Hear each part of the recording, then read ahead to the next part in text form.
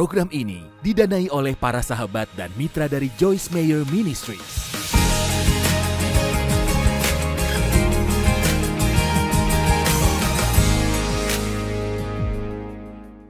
Terima kasih sudah bergabung hari ini di Menikmati Hidup Setiap Hari. Hari ini saya akan bicara tentang kuasa pilihan. Saudara tahu Allah telah memberi kita pilihan bebas.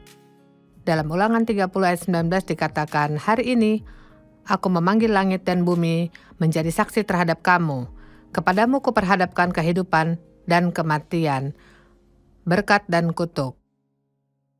Pilihlah kehidupan supaya engkau hidup baik engkau maupun keturunanmu. Sadarkah saudara setiap keputusan yang saudara ambil mempengaruhi anak-anakmu atau orang lain? Nah, saya sungguh ingin memastikan saudara paham. Jadi Allah memperhadapkan kehidupan dan kematian. Kehidupan, kematian. Tidak sulit memilih yang mana. Atau berkat atau kutuk. Tidak sulit untuk memilih yang mana. Ia bahkan memberi petunjuk seandainya kita sulit memutuskan. Pilih kehidupan, supaya engkau dan keturunanmu hidup. Saudara tahu, mengapa Allah memberi kehendak bebas? Kupikir ini seperti resiko Allah, kapanpun ia memberi manusia kehendak bebas. Tapi ia bukan membuat robot yang tak punya pilihan kecuali melakukan yang ia kehendaki. Dia mau manusia yang memilih kehendak mereka sendiri, mengasihinya, mentaatinya, menjalani hidup baginya. Jadi pilihan adalah keuntungan besar, menunjukkan bahwa Allah mempercayai kita. Pilihan memberi otoritas. Saya menyukainya. Saya suka ayat engkau menuai yang kau tabur, karena kurasa itu juga memberiku otoritas atas apa yang akan terjadi dalam hidup.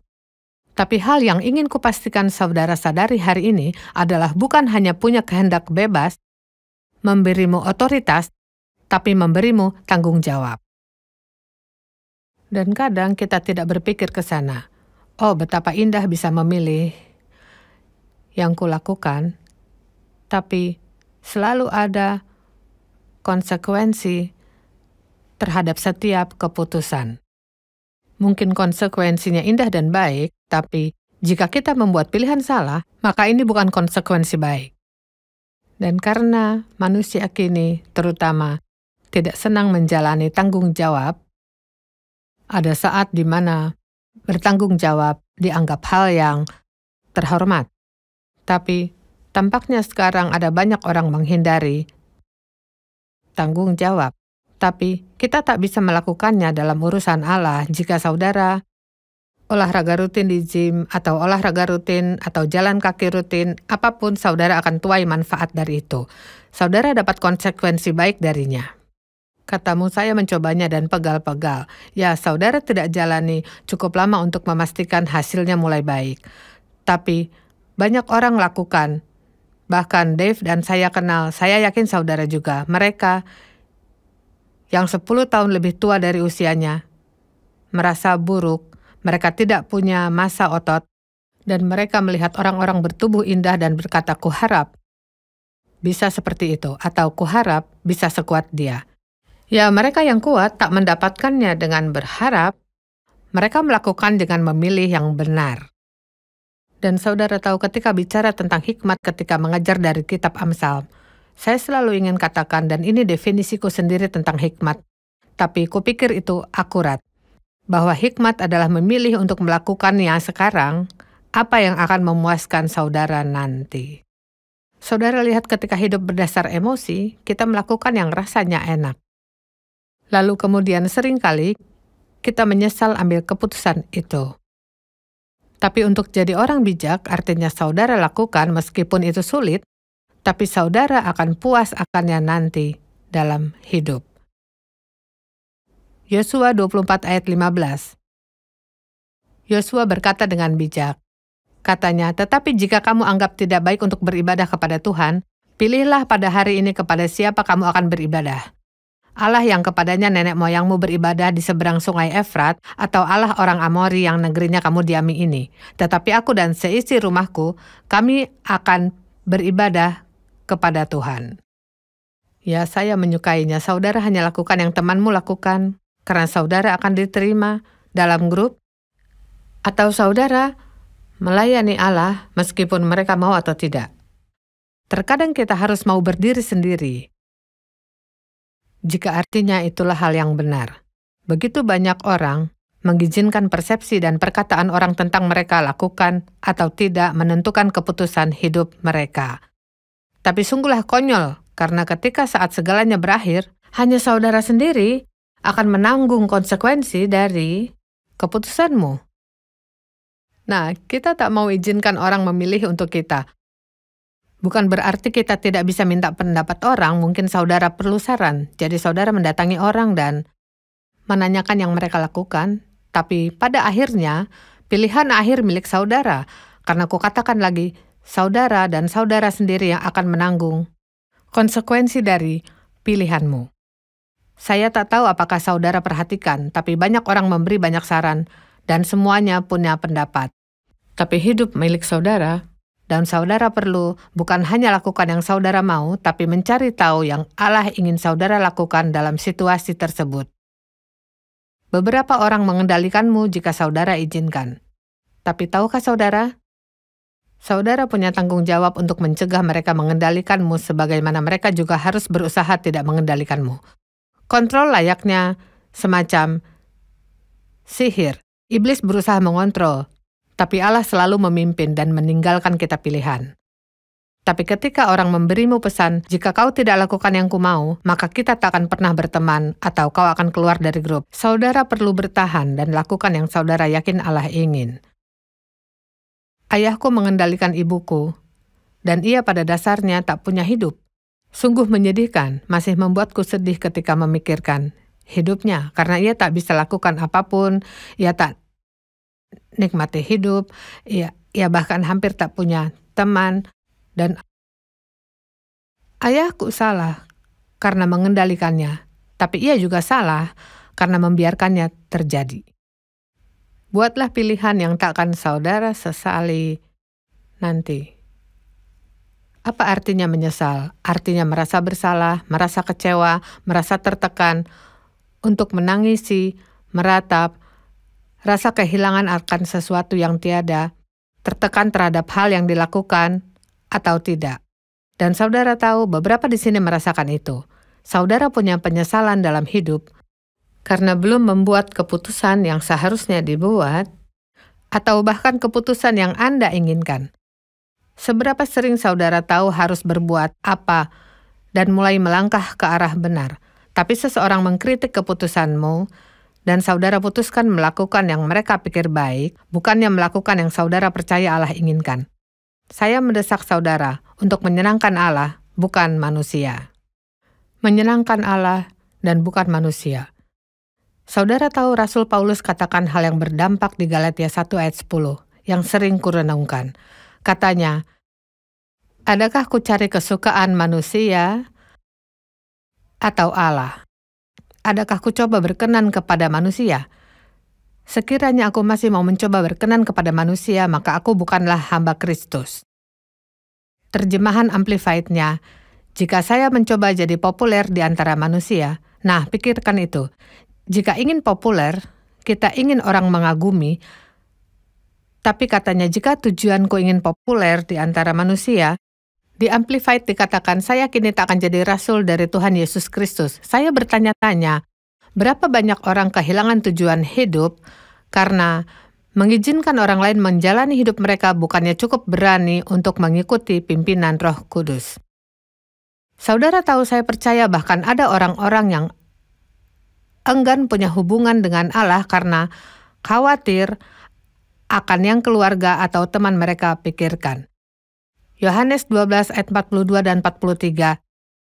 Namun banyak juga di antara pemimpin yang percaya kepadanya, maksudnya Yesus, jadi banyak yang percaya Yesus, tetapi oleh karena orang Farisi, mereka adalah elit religius, mereka tidak mengakuinya berterus terang, supaya mereka jangan dikucilkan. Astaga.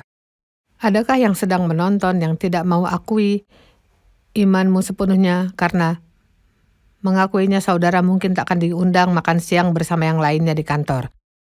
Berapa banyak yang tidak mau mengakui imanmu secara terbuka karena jika ya, maka saudara tak akan diundang pesta, atau orang akan menamaimu panggilan-panggilan aneh, memanggilmu sok suci, atau pemeluk Alkitab, atau gila Yesus, radikal. Saudara tahu jika saudara ingin jadi radikal, ayo radikal untuk Yesus. Bukan hal yang dunia tawarkan. Buatlah keputusan untuk lakukan yang saudara yakin Allah inginkan, bukan yang orang lain inginkan. Nah, saya tidak berkata tidak boleh menyenangkan orang. Alkitab sebenarnya memberitahu di satu sisi, untuk hidup menyenangkan sesama bukan diri sendiri saja, tapi itu menyatakan untuk tidak egois. Yang kubicarakan adalah, jika ujungnya aku mau menyenangkan Allah atau aku mau senangkan manusia, maka saudara harus buat keputusan. Ya tidak harus, saudara punya pilihan. Lalu saudara perlu memilih mendahulukan Allah. Karena jika saudara mencari dahulu kerajaan Allah dan kebenarannya, cara-caranya dan perilakunya, maka semuanya akan ditambahkan kepadamu. Selalu buat Allah nomor 1 dalam hidupmu dan segalanya akan menjadi benar. Dipimpin oleh Roh Kudus sebagai tanda kedewasaan rohani. Roma 8 ayat 14 berkata, semua orang yang dipimpin Roh Allah adalah anak Allah. Satu terjemahan berkata anak Allah, yang lain anak-anak Allah. Ini menunjukkan kita milik Allah ketika dipimpin oleh Roh Kudus. Jadi saya akan bicarakan kumpulan pilihan yang harus saudara buat. Kita semua harus membuatnya. Dan ini semua cukup sederhana, tapi ada hal-hal yang membawa kita masalah terbesar jika pilihan yang kita buat salah. Jadi, pertama-tama, pilihlah untuk melalui masa lalumu. Saudara tahu, sejarahmu tidak perlu jadi tujuan hidupmu. Dan saya bukti nyatanya, sebagaimana banyak yang menonton hari ini, yang punya kesaksian hebat tentang apa yang Allah sudah lakukan. Saya dilecehkan ayahku secara seksual, ditinggalkan ibuku, menikahi sembarang laki-laki yang mau karena kupikir tak ada yang menginginiku. Ia tidak setia padaku sejak awal, meninggalkanku beberapa kali di kota berbeda, dan pergi begitu saja. Saya banyak tersakiti dan punya banyak alasan untuk kepahitan dan penuh amarah. Cukup lama saya begitu. Tapi itu bukanlah cara Allah.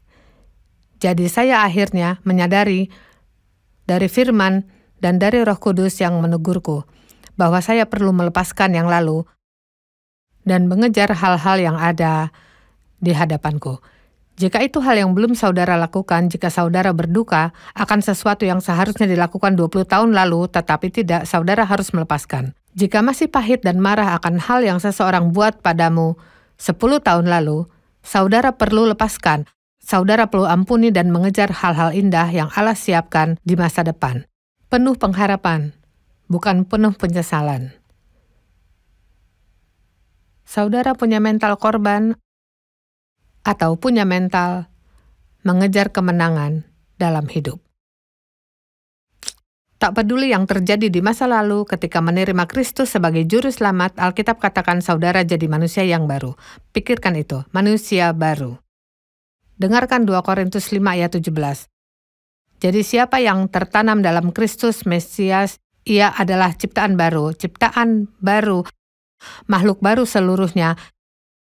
Yang lama, moral dan kondisi spiritual sebelumnya telah berlalu. Sesungguhnya yang baru sudah datang. Seseorang perlu dikuatkan dengan ini hari ini. Saudara bukanlah pribadi yang lama. Di saat menerima Kristus sebagai juru selamat, seluruh dosamu diampuni. Bukan hanya dosa lama, tapi dosa sekarang dan bahkan masa depan. Tapi saudara harus menerima pengampunan yang sudah ditebus Yesus ketika ia di kayu salib. Tak peduli yang Allah ingin karuniakan, kita harus terima dengan iman. Jadi, saya membacakanmu firman dan memberitahu hari ini bahwa saudara tidak perlu jalani hidup berdasarkan yang telah terjadi atau yang saudara dahulu lakukan. Tidak ada dosa yang saudara buat yang terlalu besar untuk diampuni Allah. Dan bukan saja ia mengampunimu, tapi Alkitab berkata, ia menghapus dosamu sejauh timur dari barat dan tak mengingatnya lagi. Saya akhirnya sadar bahwa saya menghabiskan waktu dengan terus mengingatkan Allah dosa lamaku, dan terus minta pengampunan akan hal yang sama karena saya bicarakan tentang hal yang sudah ia lupakan. Saudara ciptaan baru dalam Kristus, saya ingin katakan saudara bejana rohani baru. Ada pekerjaan yang harus diselesaikan dalam kita dan Roh Kudus hidup dalam kita, orang-orang percaya, untuk membantu proses mengubah kita sesuai gambar Kristus. Saudara punya masa depan, tapi terkadang harus mengejar awal yang baru karena iblis akan mencoba untuk mengambilnya darimu. Kupikir saya akan selalu punya hidup biasa, tapi betapa saya salah mempercayai kebohongan iblis. Bukan hanya hidupku luar biasa, tapi saya percaya Allah mengambil hal-hal salah yang terjadi padaku dan mengubahkan semuanya untuk kebaikanku. Saya percaya hidupku lebih baik dan saya orang yang lebih baik daripada jika saya tak pernah alami situasi yang kujalani. Segalanya mungkin bagi Allah. Allah dapat lakukan banyak hal indah di hidupmu, hal yang saudara tak bisa bayangkan saat ini akan dilakukannya. Mulai katakan segalanya mungkin bagi Allah. Nah, saya ingin bicarakan sebentar tentang memilah pikiran.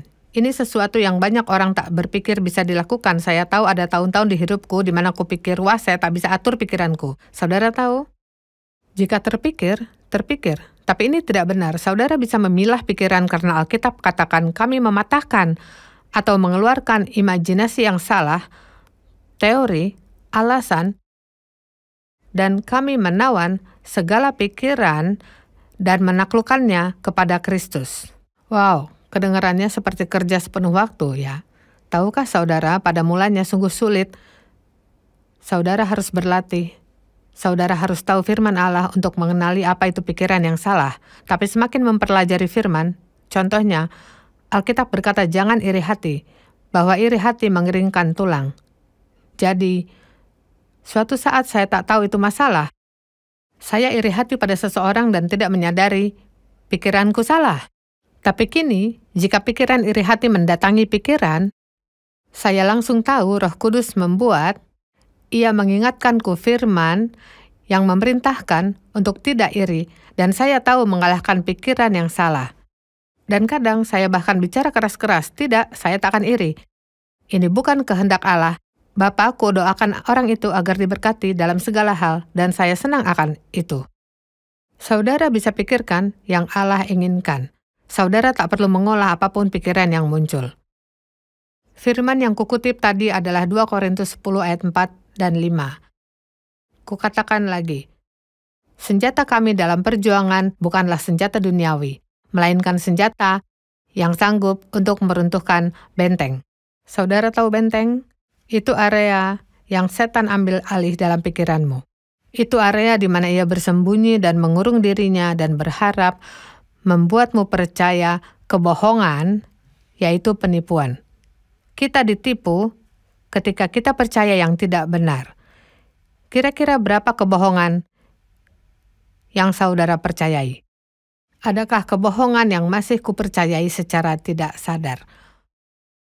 Mungkin, bisa saja, dan saya berdoa Allah bukakan dan tunjukkan. Saya tidak mau jalani hidup mempercayai kebohongan, saya ingin tahu kebenaran karena kebenaran bisa membebaskan. Kami mematahkan setiap siasat orang yang menentang pengenalan akan Allah. Dan izinkan saya jelaskan ini sekali lagi. Kami menawan segala pikiran dan menaklukkannya kepada Kristus. Alkitab menyatakan kita harus perbaharui pikiran dan melakukannya dengan firman Allah. Roma 12:2, janganlah kamu menjadi serupa dengan dunia ini, tetapi berubahlah. Berubahlah kepada gambar Yesus Kristus dengan pembaharuan budimu. Ini kunci kemenangan, memperbaharui pikiran, belajar berpikir sesuai cara Allah berpikir. Jika saudara ingin yang Allah sediakan, maka saudara harus belajar berpikir dengan cara yang Allah inginkan dan mengatakan yang Allah inginkan. Bukan hanya bicara dan beberkan emosimu dan memikirkan hal-hal yang dipikirkan dunia. Janganlah kita serupa dengan dunia ini. Kita perlu berubah, sepenuhnya berubah melalui pembaruan budimu. Sehingga kamu dapat membedakan manakah kehendak Allah, apa yang baik, yang berkenan kepada Allah, dan yang sempurna. Ini adalah firman yang indah karena katanya jika saudara ingin melihat kehendak sempurna Allah dalam hidupmu, maka saudara harus bekerja dengan Roh Kudus agar pikiranmu diperbaharui sesuai dengan firman Allah. Pilihan lain, pilih perkataanmu dengan sangat berhati-hati. Nah, Alkitab katakan tidak ada orang yang bisa jinakkan lidah. Itulah tindakan gegabah dari iblis. Maka kita butuh pertolongan Allah. Kita perlu doa. Saya doa tiap hari, Tuhan jagailah mulutku supaya aku tak berdosa kepadamu karena lidah. Tuhan, semoga Engkau berkenan akan ucapan mulutku dan renungan hatiku. Saya tahu saya tidak mampu tanpa Allah dan masih buat kesalahan dengan mulutku. Tapi saudara yang banyak bicara, saudara harus berjaga-jaga lebih ketat. Karena bicara banyak punya kecenderungan lebih banyak salah dengan mulut dibanding mereka yang lebih banyak diam. Tak heran Alkitab katakan, cepatlah untuk mendengar, lambat untuk bicara. Seringkali kita katakan, supayalah sedikit lucu. Allah tentunya ingin kita mendengar lebih dari bicara, karena Ia beri kita 2 telinga dan 1 mulut. Jika sebaliknya, mulut kita 2 dan telinga 1. Amsal 18:21 menyatakan hal ini. Hidup mati dikuasai lidah. Hidup dan mati. Perkataan membawa kuasa. Dan mereka yang menggemakannya akan makan buahnya. Saudara tahu perkataan adalah wadah kuasa, sama seperti cangkir ini wadah dari air yang akan kuminum. Yam-yam enak sekali. Tapi tahukah saudara, kita bisa mengisinya penuh lumpur. Rasanya pasti tidak enak. Perkataanmu adalah wadah kuasa dan saudara bisa memilih, ada kesempatan berkata-kata lagi. Saudara bisa memilih ingin mengisinya dengan perkataan apa?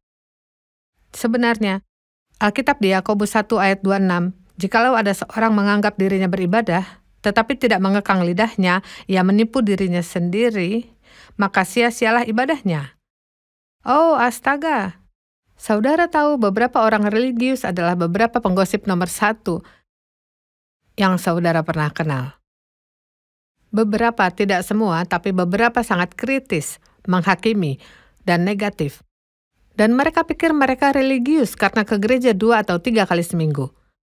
Tapi Alkitab katakan agamamu sia-sia dan tak berguna jika saudara tidak mengontrol lidah.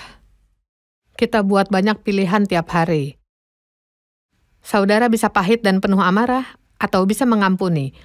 Saudara bisa mengasihani diri, atau bisa ambil tanggung jawab atas sikapmu, perkataanmu, dan meminta Allah untuk membantu mengubahkanmu. Saudara bisa mengeluhkan hidupmu atau lakukan sesuatu tentang hidup.